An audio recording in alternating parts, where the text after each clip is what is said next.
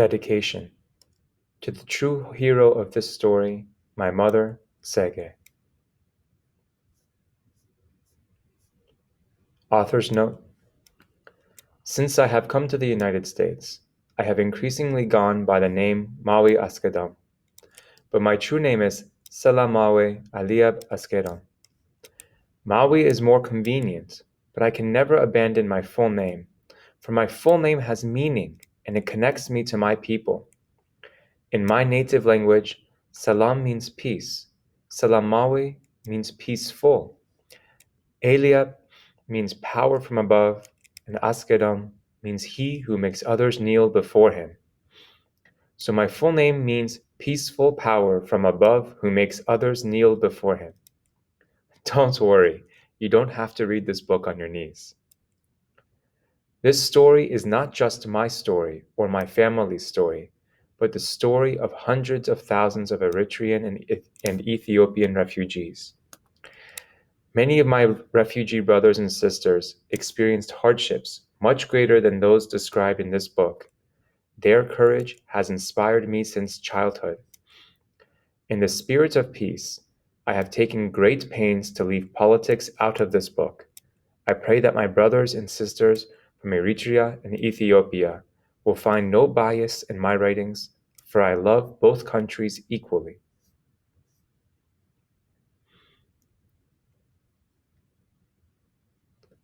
My homelands of Eritrea and Ethiopia fought a deadly civil war from 961 through 1991. Eritrea became an independent nation in 1993. This number 1 here, Adiwala, that is my birthplace. This 2 right here, Adwa, that is Eliab's birthplace. And this 3 here, Asmaka, that's Stege's, my mother's birthplace. Chapter 1, Memories. The desert, I remember. The shrieking hyenas, I remember. But beyond that, I cannot separate what I remember from what I have heard in stories. I may or may not remember seeing my mother look at our house in Adiwala, Ethiopia, just before we left, gazing at it as though it were a person whom she loved and cherished, trance-walking to the house's white exterior, laying her hands on it for a few moments, feeling its heartbeat, feeling her own heartbeat, then kissing it, knowing that she might never see it again. I remember playing soccer with rocks and a strange man telling me and my brother Tewolde that we had to go on a trip, and Tewolde refusing to go. The man took out a piece of gum, and Tewolde happily traded his homeland. I remember our journey and the woman we met. Despite her fatigue, she walked and walked and walked, trying to limp her way to safety across miles of stones and rocks. She continued to limp, wanting to stop, but knowing that if she did, she wouldn't move again. She pressed on, and soon her limp became a crawl, and then I saw a sight that I would never forget. The soles of her naked feet melting away, and then disappearing into the desert, leaving only her bloody red flesh mixed with brownish sand and dirt. But still she kept on crawling. For what choice does a refugee have? We had no choice either. We, my mother, my 5-year-old brother, and my baby sister, and I at age 3, kept walking, hoping that we would make it to Sudan and find my father.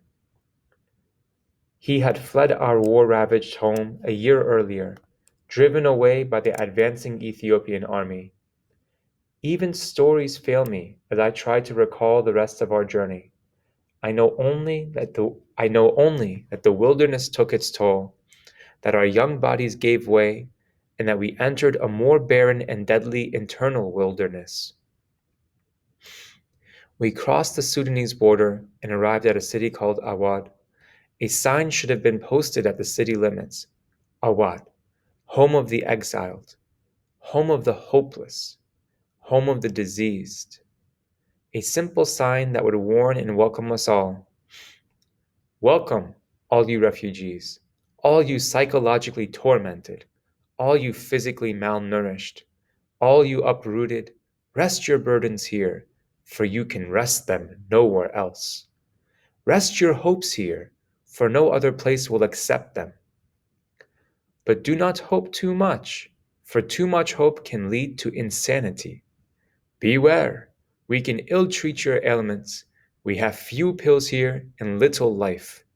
We have no guarantees that medicine, not flour, fills the pills. But you have no choice, and neither do we.